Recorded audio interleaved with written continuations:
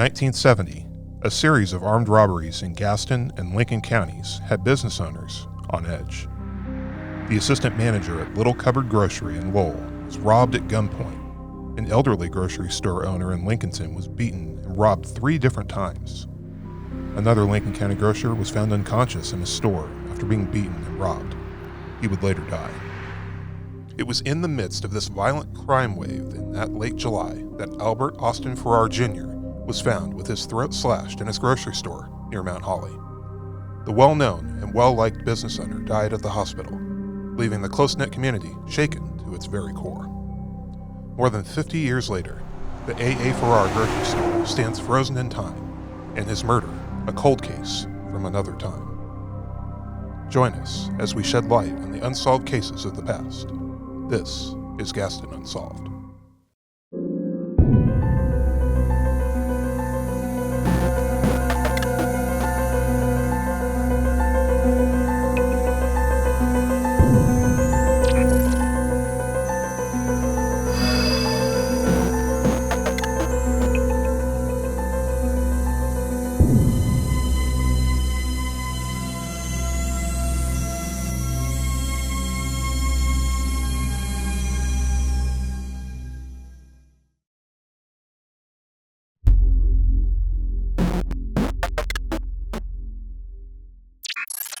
To understand our story, we actually need to go back to just before the turn of the 20th century.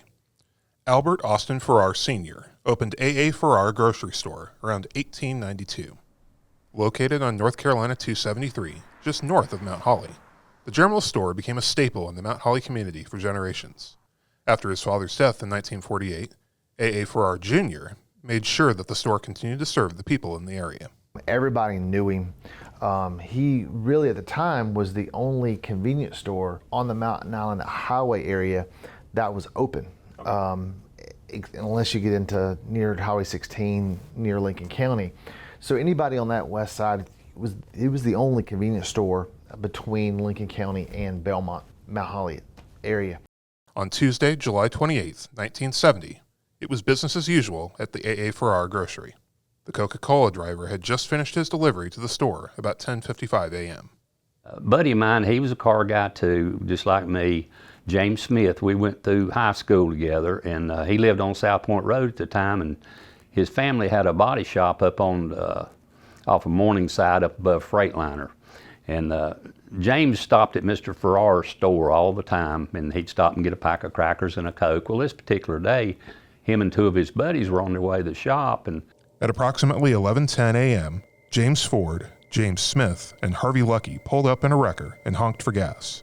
But Farrar didn't walk outside to pump. They pulled in, and James walked in first, and he looked around and he said, "I wonder where Farrar's at."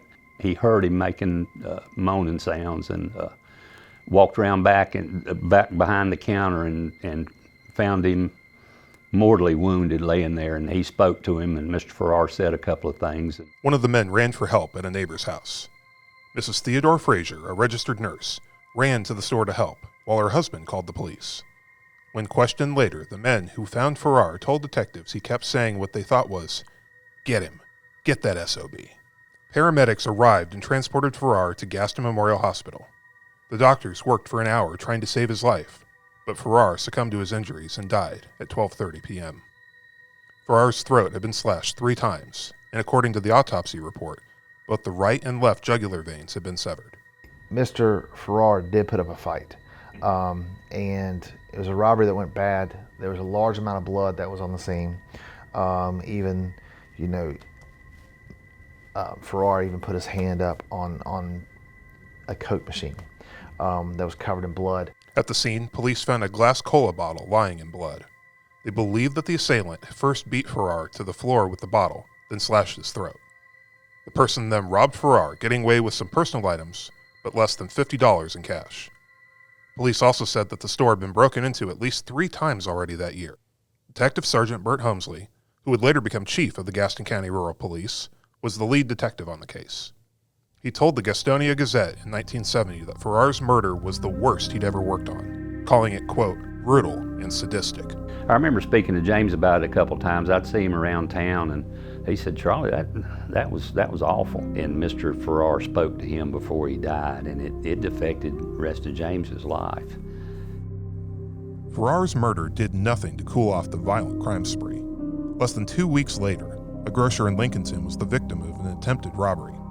After being stabbed in the back, the grocer grabbed his .22 caliber automatic pistol, managing to shoot would-be robber Kerry Harris as he fled.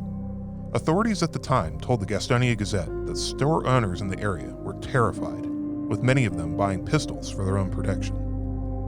In the effort to find Farrar's killer, detectives questioned dozens of people: family members, neighbors, store customers, and vendors. Detectives even questioned Harris, the man arrested and charged in the attempted robbery case in Lincolnton, but he was ruled out as a suspect. It was unusual for a case to go unsolved in 1970 in Gaston County, which was much less populated than it is today. Everybody knew everybody. You couldn't get away with anything. I couldn't get away with anything as a teenager because somebody would go tell my dad. And my dad worked in a grocery store in Belmont, and everybody knew him. My mother worked at a Lineberger's Fish Camp here in Gaston County. She's worked there 37 years, knew everybody. And they said, well, Charles wasn't at school today, and you couldn't get away with nothing. With very little evidence and no suspects, the case went cold, leaving the family broken. The murder of Mr. Farrar was so destroyed the family in a way, because he was the patriotic of the family. They shut the store down, and when the detectives go back and they look, and it's truly like a time capsule of, they just closed it up and left it there. Our ID guys had walked out and locked the door that day. Nothing was. It would have been a great movie set, because that was 1970 right there. We've got a fairly good file on it now, and it's entered into the system, which is what I do. The guys had the little bitty flip coil spring notepads back then, like in the movies and all. Well, they just tear a page out with some phone number on it and throw it in. You don't know what it is, but at least it's there. I take all those little bitty pieces of paper that they had for notes, stacks of them, and enhance them and tape them to pages and photocopy them and enter them in the system so they're preserved in case something would come along in the future. We'd still have all that stuff. I had a stack of them on my desk, and especially the newspaper stuff, the edges look like mice have been chewing on them. You pick them up and they just crumble. So that's sort of where we're at with the Farrar case, and there was another murder on that property that we did investigate here, the county police, another relative of the Farrars, and it's sad that their family has been affected by two murder victims, which is very rare. In 2007, Albert Farrar's nephew, David Farrar Jr., was robbed and killed outside his home in Mount Holly. Police arrested and charged Michael Ryan and Wesley Adair with first-degree murder. Adair would plead guilty to second-degree murder in exchange for his testimony against Ryan, who was convicted of first-degree murder in 2010. Ryan asked for the death penalty so that he could appeal his conviction and has had 2 criminal trials since. Just last year, in 2023, Ryan agreed to a plea deal, which will free him from prison sooner than having a 3rd criminal trial. Adair has completed his sentence and was released from prison in 2021. During its research, the Gaston Unsolved team learned that all 3 of the men that found Albert Farrar in his store on that summer day in 1970 have since died. Detective Howell believes that a possible suspect in the case is most likely deceased as well. People, if somebody sees something out of the ordinary, to tell us, because if they hear something or see something on a case, we need to know that information.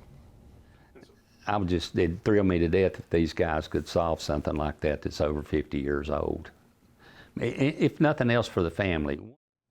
And what I hate, and I was telling Captain Downey the other day, James was killed in a race car in the mid-90s, in a drag race car.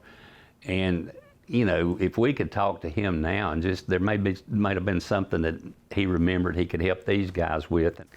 I'm hoping old James Smith's looking down and knowing that we're still trying to figure out something that would help these guys solve the case for the death of his buddy, because what he told me, he and Mr. Farrar were real close. He was in there about every day.